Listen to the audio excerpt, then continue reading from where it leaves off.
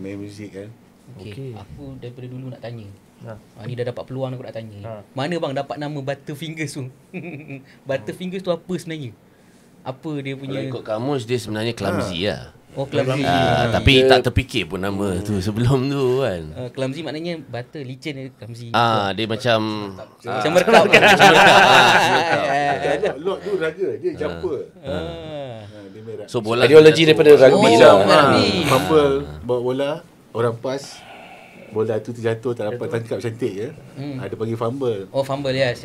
Fumble tu bila kita macam merkap lah kira macam tengok clumsy. dekat dalam dictionary, dia Butterfingers lah. Tapi before Butterfingers also kita orang masa tu time tu kan semua nama-nama cute-cute. Yes. Sebelum tu kan Langsui, Sylvanas, My Dying Bride, apa Creator kan. So time mendiang kan semua nama nak cute time tu, time grunge kan.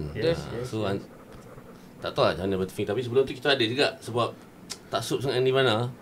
Apa Nine Wave pun ada. Aku nak dekat dengan Nirvana kan. Nine Wave. Tapi ditolak.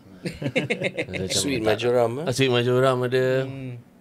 Tak tahu kita settle Butterfingers pasal rasanya tak Nirvana sangat. And then dia kira macam dari segi permainan pun ada aplikasi lah. Nama dia ada aplikasi. Adalah cerita. Boleh pergi jauh cerita dia boleh. Tapi ingat lagi Butterfingers betul ada Buttercup Buttercup tu tapi korang tukar font kan jadi Butterfingers lah. Itu agak brilliant juga buat macam tu sebab biarlah Buttercup semua orang kenal apa.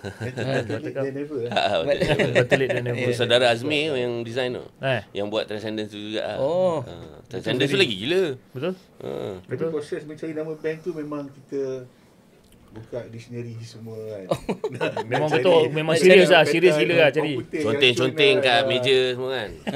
Conteng nama, diminutif germ. Agaknya ada lagi tak meja tu. Underground Pharmacy pun ada. Underground Pharmacy ada band lain dapat bagi nama. Apa pharmacy? Underground Pharmacy. Underground Pharmacy. Conteng.